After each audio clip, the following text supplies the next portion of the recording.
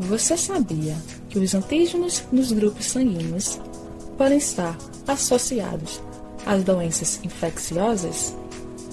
Pois é, vamos lá. Primeiro, o que são antígenos de grupos sanguíneos? São chamados de antígenos eritrocitários e eles estão ligados à membrana do eritrócito, que poderá ser reconhecida como não própria pelo sistema imune e, dessa forma, induzir a formação de anticorpos.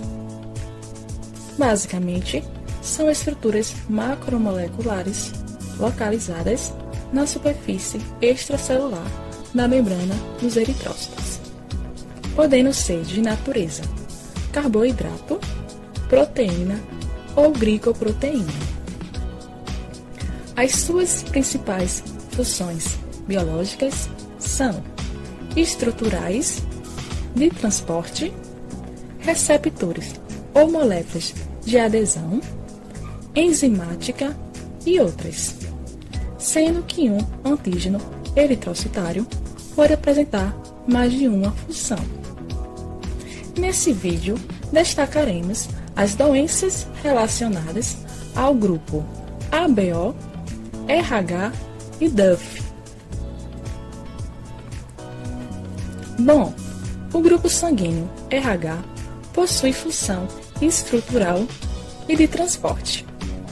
Os antígenos do sistema RH estão expressos em duas proteínas, RHD e RHCE. A RHD expressa o antígeno D e a RHCE expressa os antígenos CE em várias combinações, que são elas: Czinho-Ezinho, Czão-Ezinho, Czinho-Ezão ou Czão e Ezão. A expressão dos antígenos RH na superfície dos eritrócitos depende da presença da glicoproteína RH associada. Já o sistema DUF possui o gene FY. Esse gene é responsável pela glicoproteína DUF, expressa em células eritróides e não eritróides. Os antígenos DUF têm função de receptor de merozoítas de Plasmodium vivax em humanos. Ela é uma receptora de citoquinas nos eritrócitos e se liga a uma variedade de quimiocinas pró-inflamatórias agudas e crônicas, estando envolvido na angiogênese do câncer, em pré-eclâmpsia e em hipertensão maligna. O sistema ABO expressa os antígenos de carboidratos A, B e H e depende da atividade de glicosiltransferases específicas codificadas pelo gene. Esses antígenos estão presentes em outras superfícies celulares, além dos eritrócitos. Esses antígenos eritrocitários podem causar doenças infecciosas, basicamente por duas formas: a direta, que serve como receptores ou como agentes infecciosos, e a indiretamente, que neste caso interfere na resposta imune do hospedeiro.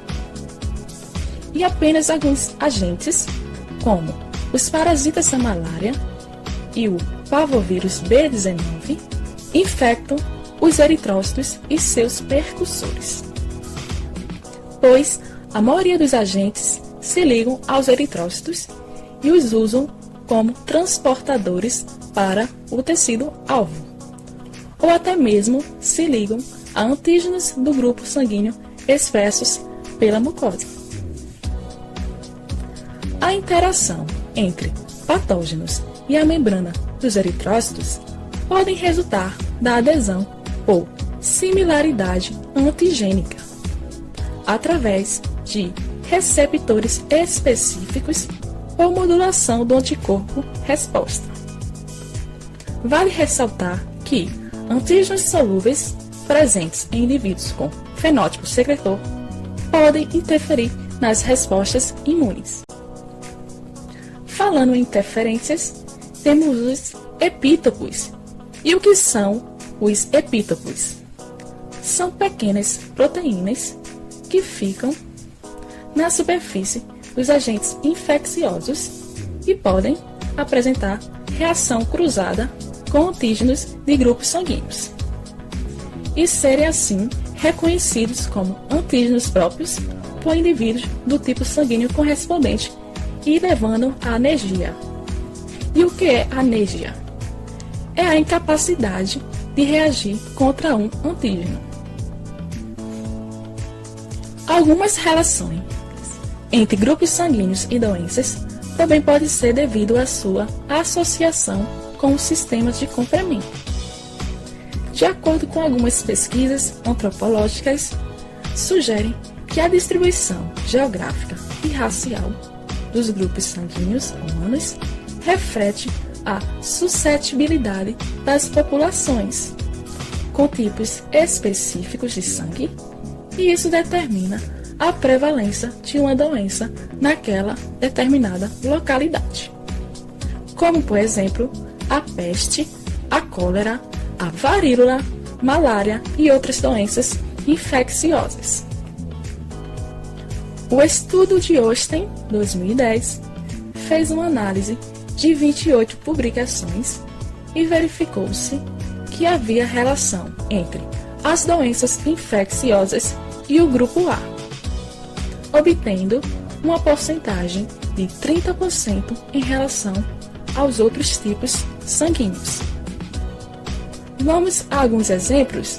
A úlcera e gastrite, H. pylori, é um importante fator de risco para o surgimento de gastrite e úlcera.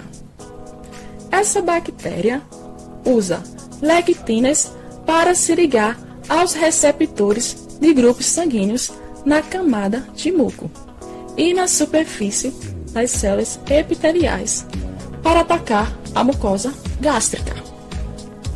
A lectina, então, se liga à fucose, que é um importante receptor expresso na mucosa gástrica dos humanos. O fenótipo O expressa antígenos fucosilados em grande quantidade. Sendo assim, esse grupo tem uma relevante expressão nas infecções por H. pylori, e com isso, indivíduos O são mais afetados. Malária, doença parasitária endêmica em que ocorre a invasão dos eritrócitos pelo Plasmodium vivax, onde ele se multiplica durante seu ciclo vital. A ação deste Plasmodium é quase que completamente dependente dos receptores que são os antígenos do grupo sanguíneo DUF. O grupo sanguíneo DUF tem duas variantes imunologicamente distintas, a FYA e B, que é a FYB. Os eritrócitos que expressam FYA têm capacidade de ligação mais baixa com esse parasita quando comparados com as células FYB. Isso porque a proteína do parasita é incapaz de interagir de maneira mais eficiente com o FYB. Isso indica que um polimorfismo no antígeno DUF do eritrócito afeta a suscetibilidade à malária, estando assim associado com uma redução do risco de malária causada pelo Plasmodium vivax. Covid-19. O novo coronavírus, SARS-CoV-2, causa nova doença infecciosa do Covid-19 e tem sido alvo de muitos estudos, entre eles aqueles que mostram a relação da infecção com os diferentes grupos sanguíneos. Eles nos mostraram que o tipo de sangue ABO e RH são biomarcadores para suscetibilidade diferencial de Covid-19, onde o grupo sanguíneo A foi associado a um risco maior de adquirir a doença, enquanto o grupo sanguíneo O foi associado a um risco menor de infecção. E o que o fator RH negativo tem efeito protetor, o que leva a um risco diminuído em todos os resultados analisados. O antígeno A tem mais risco de agravar o Covid-19, pois eles apresentam maior nível de doenças cardiovasculares, maiores índices de fatores inflamatórios e menor circulação sanguínea vascular, e aumento a fixação de moléculas de adesão P-selectina. Essas moléculas atuam ajudando na redução da mobilidade das células de defesa. A P-selectina ajuda a fixação dos leucócitos do tipo neutrófilo. Esse neutrófilo é como se fosse a primeira célula de defesa que chega. Como o grupo A tem maior expressão dessas proteínas P-selectina, isso vai fazer com que os leucócitos sejam mais atraídos para a parede vascular e fiquem aderidos, causando uma diminuição na sua quantidade de neutrófilos para a linha de defesa contra o vírus. Já o antígeno tipo O tem um alto nível de interleucina 6, uma interleucina pró-inflamatória. Isso faz com que haja o aumento na concentração de proteína C reativa e, além disso, esse grupo apresenta baixos níveis de proteína ACE2. Essa é a responsável pela ligação do vírus na superfície celular e de sua inserção na célula. Rotavírus, importante agente patológico intestinal, sendo a principal causa de diarreia e desidratação grave em crianças de todo o mundo.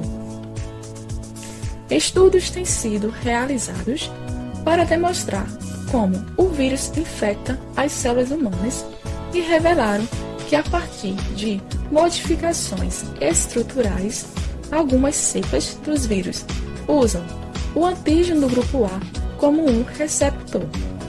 E isso promove a ligação do rotavírus às células intestinais. Essa situação predispõe que indivíduos com sangue tipo A possuem maior capacidade de infecção por rotavírus. Porém, ainda são necessários mais estudos aprofundados. Cólera, doença diarreica aguda, causada pela toxina do Vibrio cholerae, um dos principais problemas de saúde pública no mundo. Ainda não tem sido muito estudado a possibilidade de que o Vibrio cholerae tenha diferentes formas de adesão aos eritrócitos de indivíduos com diferentes grupos sanguíneos, mas há uma maior probabilidade de desenvolver diarreia grave em indivíduos pertencentes ao grupo O. Infecção urinária por E. coli, principal bactéria responsável pelas infecções de trato urinário. Estudos mostram incidência significativamente maior nos grupos sanguíneos B e AB. Isso porque eles vão se ligar a um número significativamente maior de bactérias. Já os indivíduos do grupo sanguíneo O ou A têm maior proteção contra a infecção por E. coli, por produzirem anticorpos contra o antígeno B, o anti-B. Bom, de modo geral, conseguimos perceber que os grupos sanguíneos poderiam servir de triagem inicial para medidas personalizadas de promoção de saúde e prevenção de doenças. Porém, Os estudos sobre essas relações ainda são iniciais. Para que tudo siga indo bem, é importante ressaltar que controlar fatores de risco reduz a incidência de doenças independente do tipo sanguíneo e garante a nossa segurança. Por isso, vamos seguir de olho nos avanços científicos desse tema e, ao mesmo tempo, nos cuidar para que possamos seguir compartilhando nossos conhecimentos. Nossa equipe agradece a atenção de todos e até mais!